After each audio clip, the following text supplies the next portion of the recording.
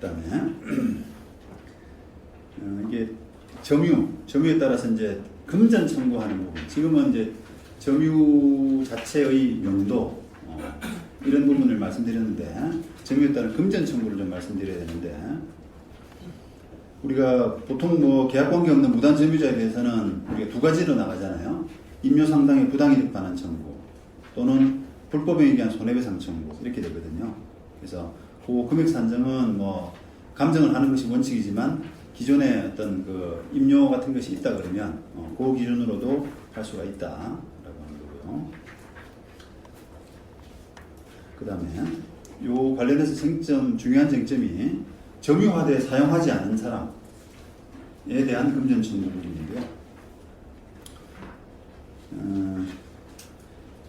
뭐 이렇게 계약 기간 다 끝나고 나서 세입자가 점유하고 영업도 하고 이러면 그게 뭐 부당이득 반환 청구도 될 수가 있고 또는 불법행위 될 수도 다 구성이 가능한데 그거는 뭐 물어줘야 되는 부분에서는 전혀 문제가 없는데요.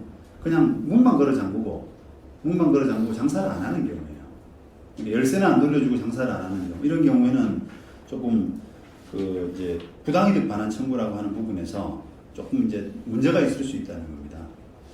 이득을 하지 않았지 않느냐 이런 논리예요. 판례가 그 사람은 이득을 하지 않았기 때문에 부당이득 반환의 이유가 없다.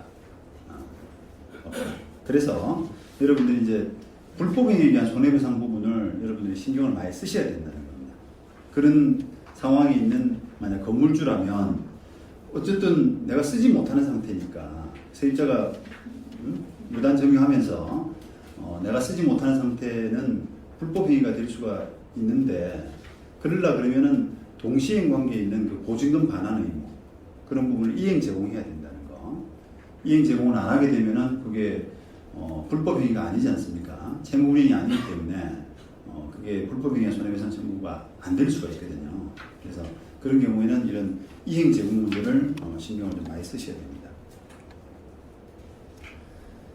이게 이제 부당이득 반환 아까 이제 그런 경우에 부당이득 반환 점유는 하되 사용하지 않는 이런 경우에 부당이득 반환이 안 된다는 게 판례인데 그 이제 학자에 따라서는 이게 조금 그 기존 대법원 판례하고 밸런스가 안 맞다라고 하는 그런 지적이 있습니다. 예를 들어서 우리가 토지에 무단으로 건물을 지어 있는 경우에 그 건물주를 상대로 부당이득 반환 청구가 인정되는데 그 건물주가 건물을 쓰든 안 쓰든 관계없어요. 그러니까 건물주에 대해서 부당이득 반환 청구는 건물주가 실제로 건물을 쓰든 안 쓰든 그것은 부당이득이다라고 대법원 판례가 있거든요. 그렇게 인정하는 데 반해서 이 점포에 대해서는 그 반드시 실제로 써야만 부당이득이다라고 하고 있기 때문에 밸런스가 조금 안 맞다라고 하는 그런 지적이 있습니다. 그리고 어떤 차이가 있는지는 저도 정확히 잘 모르겠는데 여러분들이 적어도 그런 차이를 좀 정확하게 숙지를 해 두실 필요가 있습니다.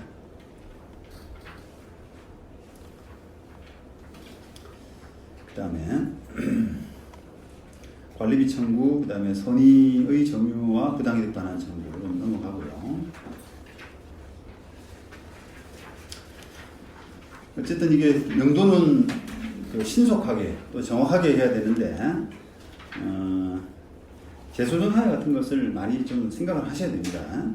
여러분들은 뭐 다 아시죠? 그런데 실제로 이게 실무에서는 당사자들이 재소전의 필요성을 좀 덜 느끼는 경우가 많은데 여러분들이 실무에서 자꾸 그런 걸 권하셔야 돼요.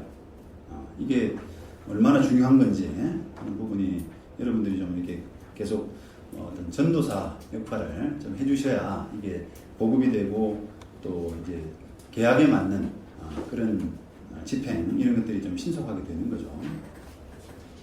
그 다음에 뭐 소재기도 조금 빨리 해보시는 거. 우리가 보통 뭐 계약 기간 끝나서 소재기를 할 필요는 없죠, 사실. 우리가 변론 종결 당시에만 계약 기간이 끝나 있으면 되는 거 아닙니까? 그러니까 어차피 건물주가 생각할 때는 너무 소송이 지루하거든요. 너무 시간이 많이 걸리니까 시간을 조금이라도 단축할 수 있는 방법은 안 나가는 것이 명백한 그런 세입자 상대로는 조금 몇 개월 전에 소송하셔도 돼요. 몇 개월 전에 소송해가지고 뭐 공방하고 그러면 이제 조금 여유가 생기잖아요. 그래서 그런 것도 하나의 테크닉이고, 그 다음에 이제 손해배상 위험을 좀 고지하는 거. 아무래도 이제 세입자 입장에서는 그 조금 그렇게 해서 장사를 더 하는 또는 더 머물러 있는 것이 자기한테 이득이다라고 생각하고 그런 행동을 취하는데, 자칫하면은 손해배상 때문에 내가 오히려 더 좋지 않은 결과를 좋지 않은 결과에 도달할 수 있다는 생각을 하면 아무래도 생각이 틀려지더라고요. 막 버티는데, 마구잡이로 버티는데 좀 한계가 옵니다.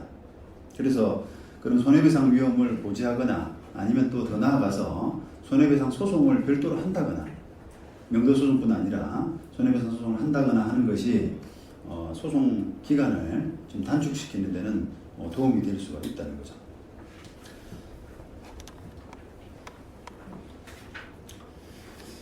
자, 여기까지가 건물 명도 사건이었고요.